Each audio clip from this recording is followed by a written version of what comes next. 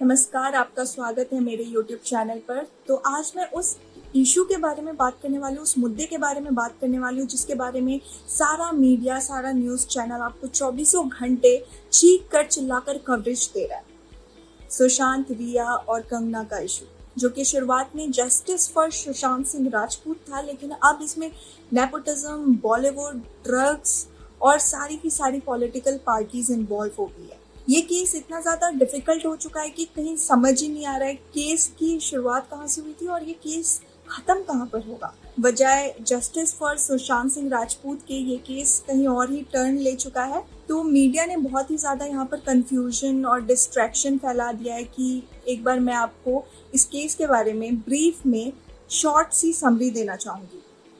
शुरुआत में ये सस्पेक्ट किया गया था कि सुशांत सिंह राजपूत की जो डेथ है वो एक डिप्रेशन के कारण हुई।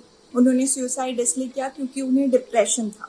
सुशांत सिंह राजपूत के देहांत के एक दिन बाद ही कंगना रनौत ने अपनी आवाज़ उठाकर कहा कि सुशांत के देहांत के पीछे बॉलीवुड में नेपोटिज्म रिस्पॉन्सिबल है।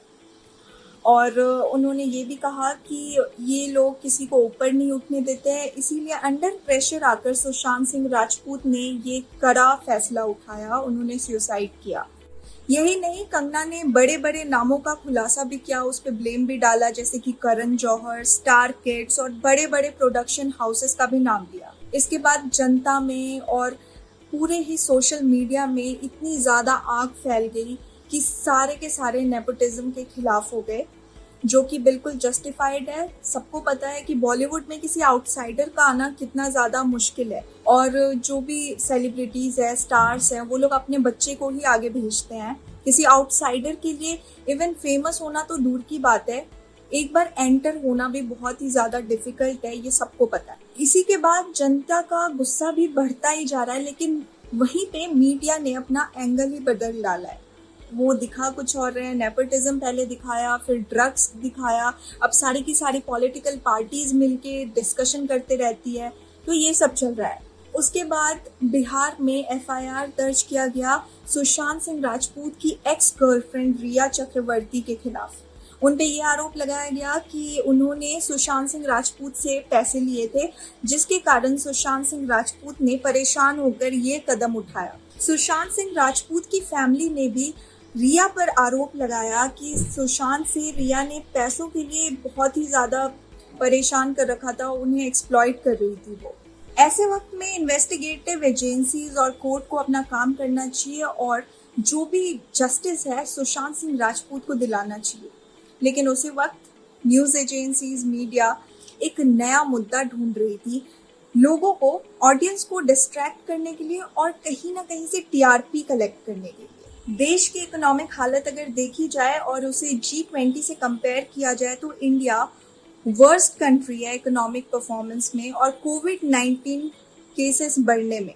तो न्यूज़ चैनल्स को एक मुद्दा चाहिए था, तो उन्होंने वो मुद्दा उठाया। रिया को उन्होंने एज अ डिस्ट्रैक्शन यूज़ किया। मैं ये नहीं कहूँगी यहाँ पर कि रिया गलत है या सही है, लेकिन जो मीडिया ट्रायल्स कर रही है वो बहुत ही ज़्यादा गलत है। रिया को एक स्केपबोर्ड बनाया गया देश के काम के मुद्दों को दबाने के लिए, चाहे वो स्टूडेंट्स के मुद्दे हो या फिर कोरोना वायरस के मुद्दे हो या फिर ये इकोनॉमिक हालत के जो मुद्दे हैं वो हो या फिर फार्मर्स के मुद्दे हो या फिर अनएम्प्लॉयमेंट रेट जो कि बहुत ज़्यादा बढ़ गया है उसके मुद्दे हो। 29 अगस्त को कंगना ने रिपब्लिक टीवी में एक इंटरव्यू में कहा था कि 99% बॉलीवुड स्टार्स जो हैं वो ड्रग्स करते हैं, जो कि एक बहुत ही ज़्यादा नया एंगल था, एक नया सा मोड़ आ गया इस केस में, क्योंकि पहले ये केस था सुसाइड का, उसके बाद ये केस बन गया नेपोटिज्म का, उसके बाद ये केस आ गया मनी लॉन्ड्रिंग पर, उसके बाद ये केस फाइनली आया ड्रग्स पर। उसके बाद 26 अगस्त को कंगना ने ट्वीट करके कहा कि उन्हें प्रोटेक्शन की ज़रूरत है सेंट्रल गवर्नमेंट से। उनके रिप्लाई में एक बीजेपी के एमएलए ने कहा कि अगर आपको इतना डर लग रहा है तो आप मुंबई की पुलिस से प्रोटेक्शन ले लो। फिर उनके रिप्लाई में कंगना ने कहा कि मुझे मुंबई पुलिस से ज़्यादा डर लगता है एज कम्पेयर टू माफिया से। उसके बाद शिवसेना के लीडर संजय रावत ने कंगना को ट्वीट करके कहा कि हम आपसे काइंडली रिक्वेस्ट करते कि आप मुंबई ना आए, क्योंकि ये मुंबई पुलिस के लिए बहुत ही इंसल्टिंग स्टेटमेंट है। उसके रिप्लाई में कंगना ने कहा कि संजय रावत जी मुझे धमकी दे रहे हैं, वो मुझे मुंबई आने से रोक रहे हैं। अब क्या मुंबई पाकिस्तान ऑक्युपाइड कश्मीर बन चुका है?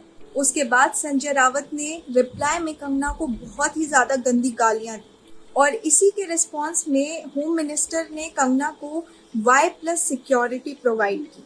Y+ security third best security है जो कि सरकार प्रोवाइड करती है। इसमें कमांडो, CRPF और पुलिस कांस्टेबल्स 24 घंटे आपके आसपास होते हैं आपकी प्रोटेक्शन के लिए।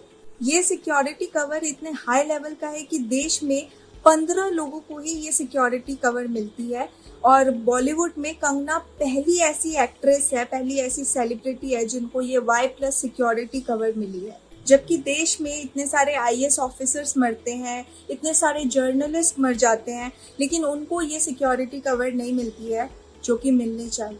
इसी कंट्रोवर्सी के दौरान शिवसेना लेड DMC ने कंगना रनौत के ऑफिस को डिमोलिश कर दिया, ये कह के कि ये इलीगल कंस्ट्रक्शन है। DMC का कहना है कि उन्होंने पहले भी कंगना रनौत को इस बारे में नोटिस दिया था, 2018 में भी उन्हें नोटिस मिला था। लेकिन अब सवाल ये उठता है कि अगर इतने पहले उसे नोटिस मिला था, इतने टाइम हो गए, 2018 में ही नोटिस मिला था, तो अभी इसी वक्त ही क्यों कंगना का ऑफिस डिमोलिश किया गया? सवाल यहाँ ये उठता है, ये सच में कोई इलीगल कंस्ट्रक्शन को तोड़ने की बात कही थी या फिर कोई पॉलिटिकल एजेंडा खेला जा रहा है इसके पीछे? इस पर कंगना ने ट्वीट करके कहा कि मुंबई अब पाकिस्तान बनता जा रहा है और यहाँ पर डेमोक्रेसी खत्म हो गई है। लेकिन सवाल यहाँ ये उठता है कि लोगों को पहले ऐसा क्यों नहीं लगा कि देश में डेमोक्रेसी खत्म हो गई है? कंगना के ट्वीट के बाद ही लोगों को ऐसा क्यों लगा? पहला, PM मोदी ने 6 सालों से कोई भी ओपन कॉन्फ्रेंस इंडिया में नहीं कराई है, तब डेमोक्रेसी जिंदा थी। कश्मीर में लोगों को जबरदस्ती लोगों पर लॉकडाउन लगाया गया, इंटरनेट बैन किया गया, उनसे बिना पूछे, तब डेमोक्रेसी जिंदा थी। सारी न्यूज मीडिया बिक गई है, उसके बाद भी डेमोक्रेसी जिंदा थी। लेकिन कंगना के ट्वीट के बाद सबने मान लिया कि डेमोक्रेसी खत्म हो चुकी है। लोगों को ये पहले ही समझ जाना चाहिए था। अब आखिर में सवाल ये उठता है कि BMC वालों ने कंगना का जो ऑफिस है वो इलीगल कंस्ट्रक्शन के कारण तोड़ा है या फिर सच में इसके पीछे कोई पॉलिटिकल एजेंडा है? क्या कोई राज छुपाए बैठी है या फिर ये पॉलिटिकल दुश्मनी है? अभी तक कुछ साफ नहीं हुआ है और हम किसी के परसेप्शन से, किसी के पर्सनल थॉट से कोई भी डिसीजन नहीं ले सकते हैं। इसके लिए हमें पुख्ता सबूत चाहिए, इसके लिए हमें वेट करना होगा, आगे देखते हैं क्या होता है। इसी के साथ मैं आपसे अलविदा लेती हूँ। धन्यवाद।